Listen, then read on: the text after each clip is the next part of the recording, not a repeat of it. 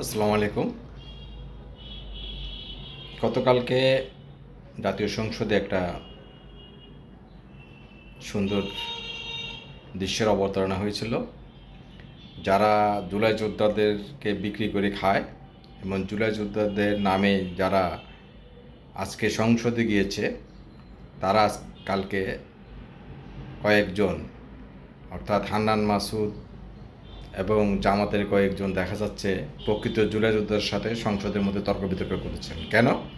তার কারণ হচ্ছে জুলাই যোদ্ধারা কালকে সংসদে জুলাই যোদ্ধা অধ্যাদেশের উপরে যখন আলোচনার জন্য তাদেরকে শোনার জন্য ইনভাইট করে বিএনপি নিয়েছেন, তারেক রহমান যখন তাদেরকে ইনভাইট করে সংসদে অতিথি হিসেবে এনেছেন, তারা যখন জুলাই সনদের উপর আলোচনা, জুলাই যোদ্ধাদের ব্যাপারে সিদ্ধান্তের ব্যাপারে যখন আলোচনা হচ্ছে, তারা স্বচক্ষে দেখছেন এবং শুনছেন, তখন যারা জুলাই যোদ্ধাদের ব্যবসায়ী, তাদেরকে জুলাই যোদ্ধাদেরকে বিক্রি করে যারা খান, তাদের মুখোশ কালকে উন্মোচিত হয়ে যাচ্ছেন। এই জন্য জুলাই যোদ্ধাদের কথিত নেতা হান্নান মাসুদ তাদের সাথে ঝগড়া করেছেন। কেন তারা সংসদে এসেছেন, কেন তারা রাজপথে নামছেন না, কেন তারা বিএনপির বিরুদ্ধে আন্দোলন করছেন না।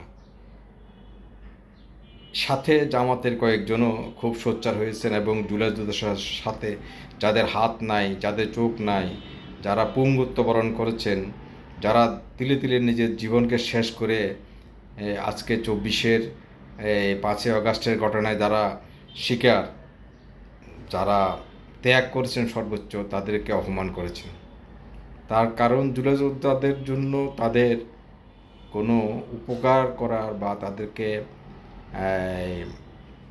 সহযোগিতা করার মানসিকতা নিয়ে তারা কিন্তু সংসদে যান নাই বা আন্দোলন করেননি। তারা আন্দোলন সংগ্রাম যা করেছেন তাদের ব্যক্তিগত স্বার্থের জন্য করেছেন। তারা দেশের জন্য কিছু করেন নাই।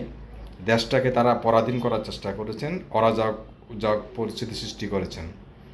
তারা নিজেদের স্বার্থে জামাতের সাথে হাত মিলিয়ে তারা সংসদে যাওয়ার জন্য যত ধরনের আপোষকামিতা এবং পিছনের দরজায় যত রকমের অপকর্ম করা দরকার সব অপকর্ম তারা করেছেন। ডক্টর ইউনূসকে তারা জিম্মি করে এক ধরনের দেশটাকে পিছিয়ে দিয়েছেন। ডক্টর ইউনূস যদি ভালো কিছু করার চেষ্টা করেছেন, তাদের জন্য করতে পারেন নাই। তারা শেখ হাসিনার বিরোধিতা করেছেন, ভারতের বিরোধিতা করেছেন মুখে মুখে। বাস্তবে তারা শেখ হাসিনা বা ভারতের পক্ষেই কাজ করেছেন, এটা এখন প্রমাণিত হচ্ছে। এখনও তারা হাসিনা বিরোধী কথাবার্তা এবং ভারত বিরোধী কথা বলছেন, কিন্তু ভিতরে ভিতরে তারা ভারতের সাথে যোগাযোগ রাখছেন এবং তাদের বিভিন্ন দূতাবাসে দৌড়াদৌড়ি এবং বিভিন্ন ধরনের সুবিধা নেওয়ার প্রমাণিত হয় তারা জুলাই যোদ্ধাদের জন্য কিছু নয়, নিজেদের ব্যক্তিগত স্বার্থে করছেন।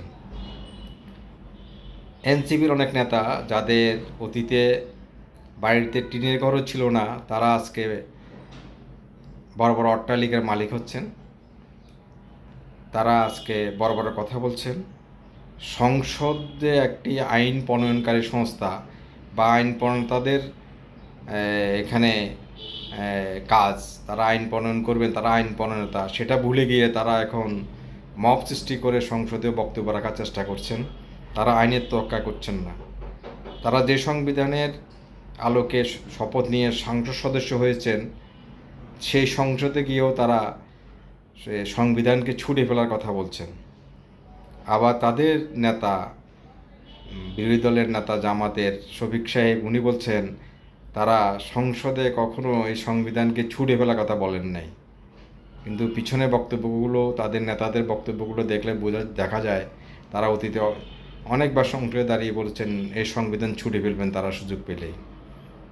তারা এখনও পাকিস্তানিদের প্রেতাত্মা হিসেবে এই সংসদকে তারা কলুষিত করার চেষ্টা করছেন।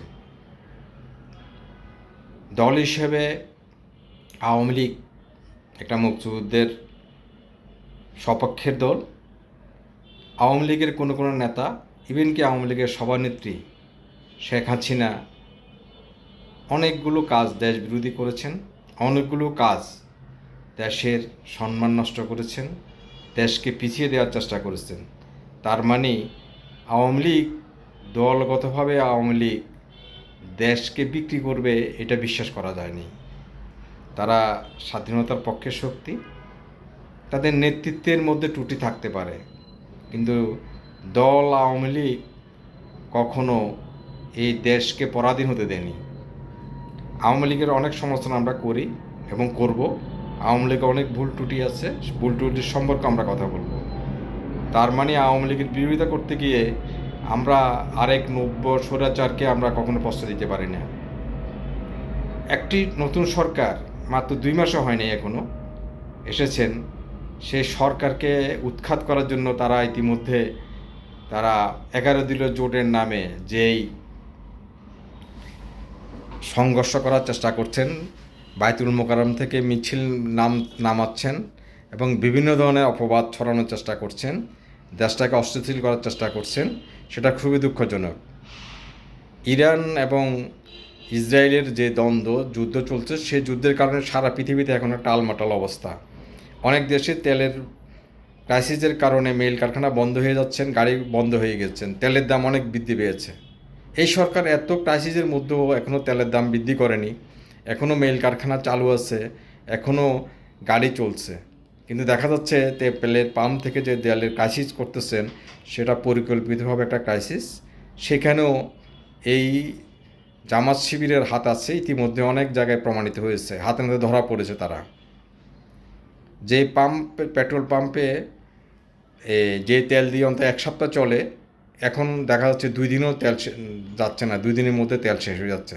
তার মানে তেলগুলোকে তারা কৃত্রিম সংকট সৃষ্টি করে সরকারকে বিপদে ফেলার চেষ্টা করছেন। এরাই আবার দেশপ্রেমের কথা বলেন, তারাই আবার দেশপ্রেমিক হতে চান, তারাই নতুন বাংলাদেশের কথা বলেন। যারা 71কে বিশ্বাস করে না, যারা 72-এর সংবিধানকে বিশ্বাস করে না, তারা কখনো দেশপ্রেমিক হতে পারে না।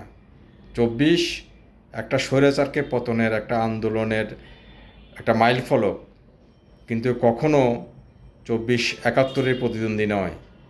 71কে পুঁজি করে, 71কে সামনে রেখেই কিন্তু 24-এর আবির্ভূত হয়েছে। সুতরাং 71কে মুছে দিয়ে 24কে ধারণ করব, এই বক্তব্য যারা দেন তারা পাকিস্তানের প্রেতাত্মা। আমরা মনে করি তাদের বিরুদ্ধে দলমত নির্বিশেষে সবাইকে সোচ্চার হতে হবে। আর এই সরকার, যারা বিএনপি জাতীয়তাবাদী দলের সরকার, তারেক জিয়ার নেতৃত্বে যে সরকার, সেই সরকারকে আমরা আরও দেখতে চাই তারা ভালো কী কাজ করে। এই মুহূর্তে তাদের আমরা সকল কাজে বিরোধিতা করব। এই যাদের মানসিকতা, তারা কখনো দেশকে স্থিতিশীল দেখতে চায় না। আমরা বিএনপিকে আরও সময় দিতে চাই, বিএনপিকে দেখতে চাই। বিএনপি অতীতের ভুল থেকে আশা করি সামনে আর ভালো কিছু করবে, সেই প্রত্যাশা রাখতে চাই। সবাইকে ধন্যবাদ।